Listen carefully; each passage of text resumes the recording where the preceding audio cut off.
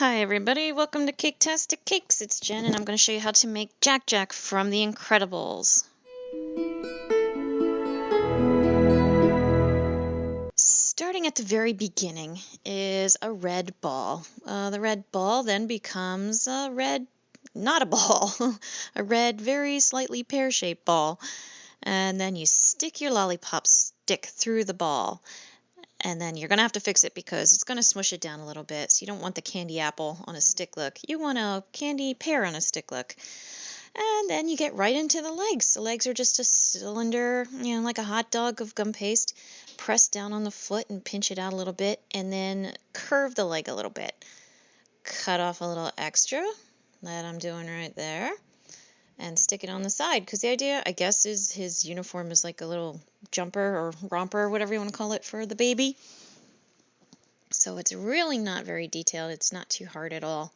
And do the same thing on the other side. I matched up the feet to make sure that they're pretty much the same size and length and everything. And then the arms are going to be the same idea, just more long tubes, basically, of gum paste that you're going to roll out. I'm flattening off the one end. I have them next to each other to make sure they're actually the same length, because that's always nice when your arms are the same length. And then I'm going to put them aside. I'm not going to add them to the body yet, okay? The circles of black you see I cut out there with my circle tool. I just pulled on it to make it more oval to fit the bottom of his feet, because he's got the little grippy pads on the bottom of his feet. And I'm just using a pokey tool, pointer tool, I don't know what you call it. And I am making the dots because the bottom of his feet have the little grippy stuff, grippy print on them. So yeah, just do it on both of the feet. And there you go. Now he's got his little pajama feet. Good. He's got his feet good. This is going to be his head. He's got a really big head. And what I didn't do before, but I should have done, I'm going to tell you guys, is to let the body sit a little bit, so that it firms up so it can support the weight of it, because he's got a big melon compared to his body. I made two prints that you saw, like pressing down with my thumbs to make where his eyes are going to go.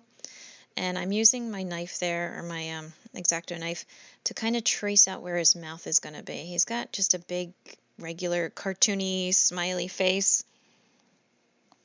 So that's all I'm doing there.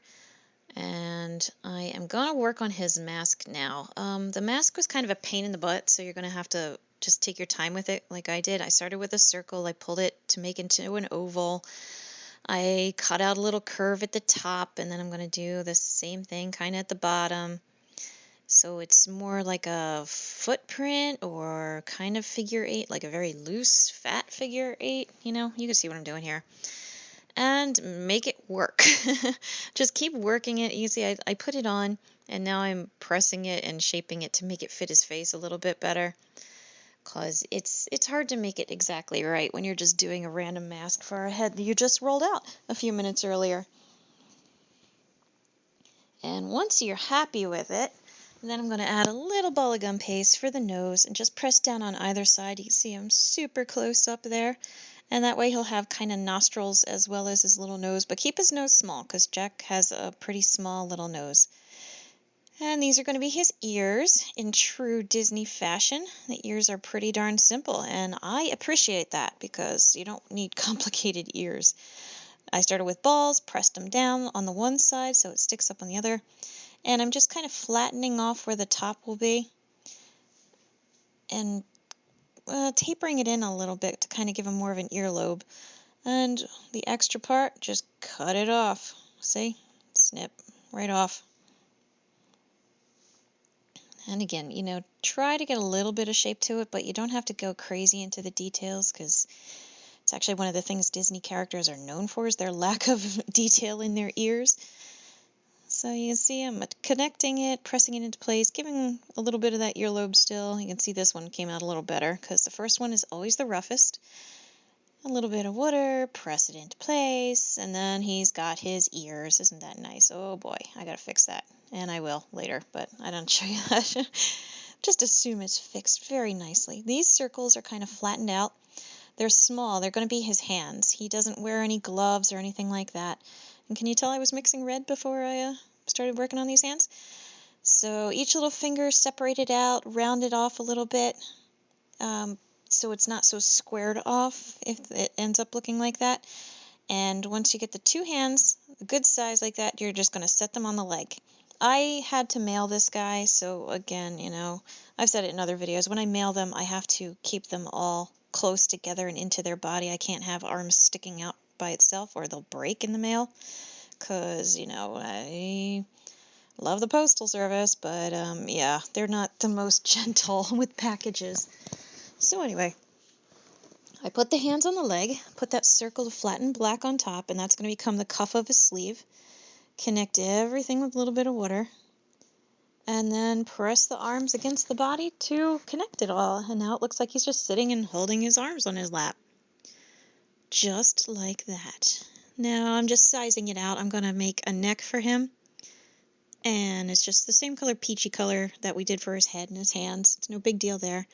He does have a bit of a neck, so you want to make sure you're able to show it. The head that you were working on before, it should sit and dry a little bit before you stick it on. Again, that was one of the things I didn't do. I kind of rushed it, so let it sit and dry for a few hours before you attach it, and then put it on. I have his head so he's looking kind of upward, because he's a baby, so that's what happens. They kind of tend to look upward. But be careful that it doesn't flatten out the body or anything like that. I'm using just a drinking straw I stole from a store somewhere. Look like Dunkin' Donuts. And hollowed out 2 little spots where his eyes are going to sit inside his mask. This way they're not sitting on top of the mask and they don't stick out kind of weird. Fill it in with white, as you saw that I did there. And he's got blue eyes, so little spots of blue. There's one eye, and if you're super clever, I guess you could hollow out with an even smaller straw, like a stirring straw for coffee or something, in the white, and stick the blue in, a little bit of black. And he has small irises and pupils as far as Disney characters tend to go, so keep them on the smaller side. Then your hair is good. Or hair, that's what we're doing here. We're doing hair. I got sidetracked. Okay. We took a piece of yellow, flattened it out a little, made it into a teardrop shape, and then took 2 nips out, as you can see, so you have 2 small sides, small points, and 1 long point in the middle. His hair kind of reminds me of like a little tuft of flame. So that's what I was trying to do with this look here. And again, a little bit of water. You saw me use the knife blade to just make a bunch of line imprints on it. Press it into place. You're probably going to have to, flare it out a little bit if the sides come in too close.